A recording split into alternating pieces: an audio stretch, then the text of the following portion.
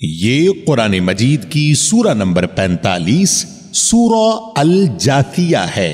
اردو میں اس سورہ کا نام گھٹنوں کے بل گرے ہوئے ہونا ہے۔ اس سورہ میں مکمل 37 آیات موجود ہیں۔ میں پناہ مانگتا ہوں اللہ تعالی کی شیطان مردود سے۔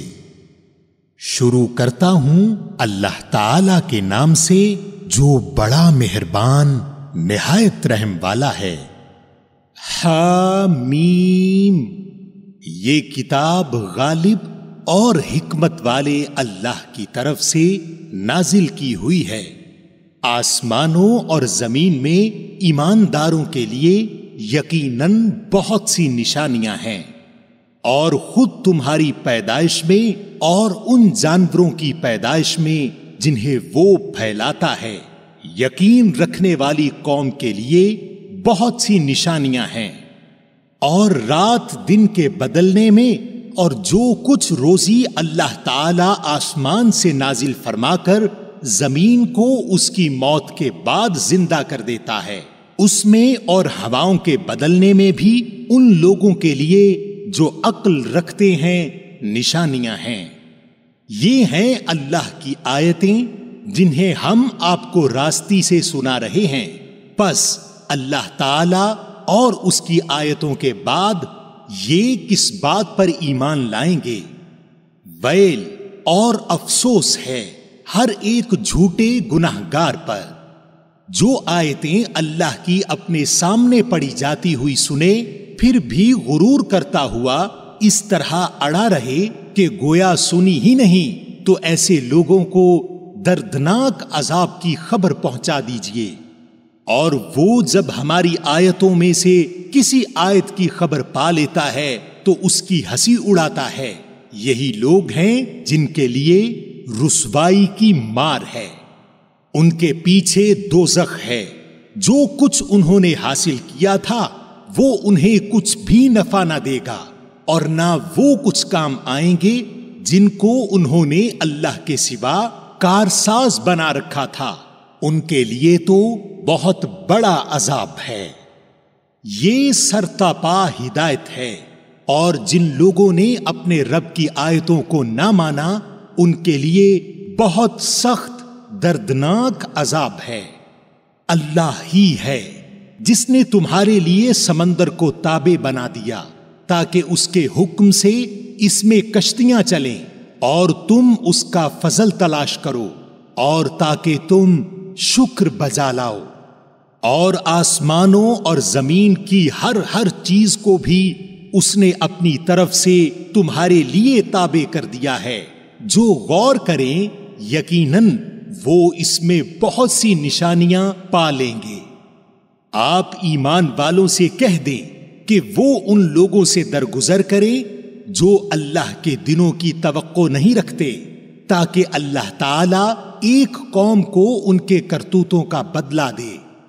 جو نیکی کرے گا وہ اپنے ذاتی بھلے کے لیے، اور جو برائی کرے گا اس کا وبال اسی پر ہے۔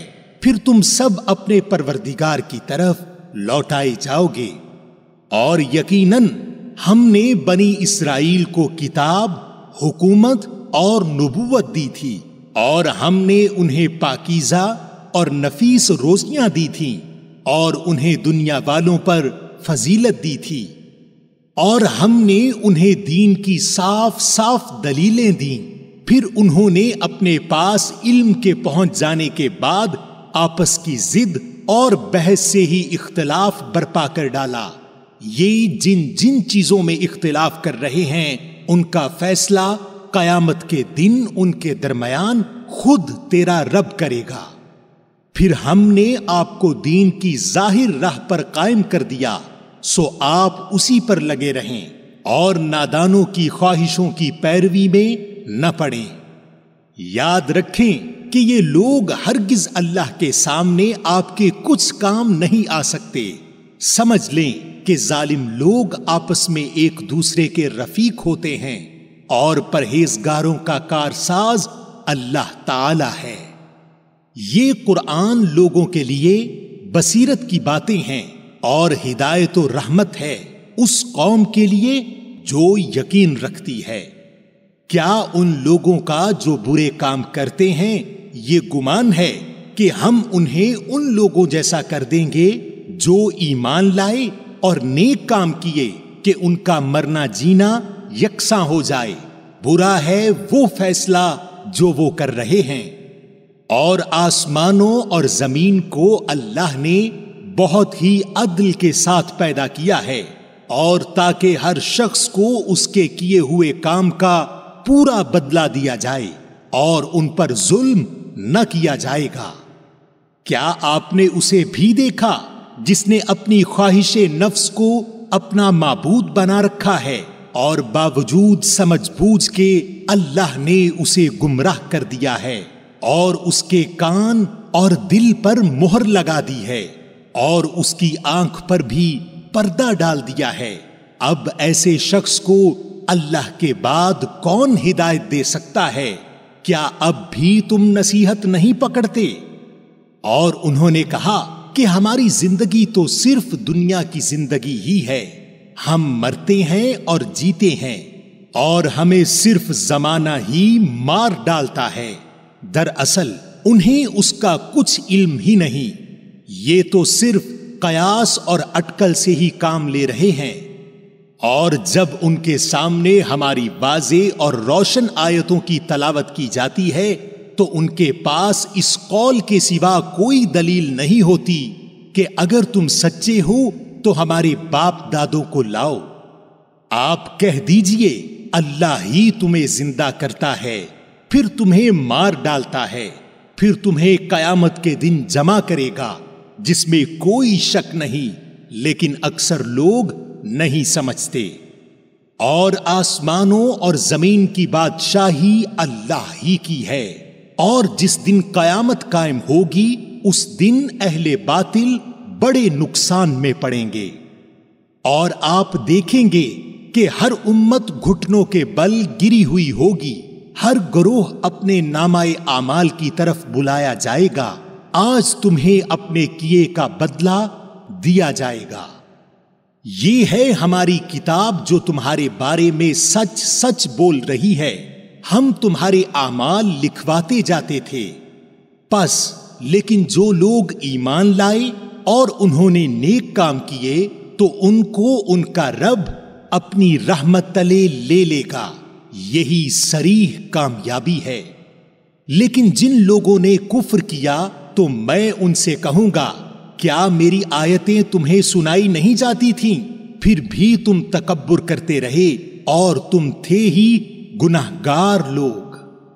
اور جب کبھی کہا جاتا کہ اللہ کا وعدہ یقیناً سچا ہے اور قیامت کے آنے میں کوئی شک نہیں، تو تم جواب دیتے تھے کہ ہم نہیں جانتے کہ قیامت کیا چیز ہے، ہمیں کچھ یوں ہی سا خیال ہو جاتا ہے لیکن ہمیں یقین نہیں۔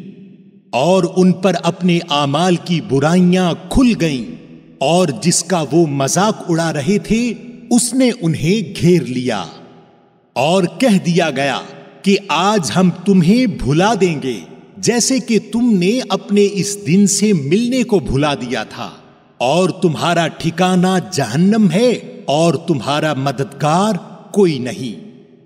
یہ اس لیے ہے کہ تم نے اللہ تعالی کی آیتوں کی ہنسی اڑائی تھی، اور دنیا کی زندگی نے تمہیں دھوکے میں ڈال رکھا تھا، پس آج کے دن نہ تو یہ دوزخ سے نکالے جائیں گے اور نہ ان سے عذر و معذرت قبول کیا جائے گا۔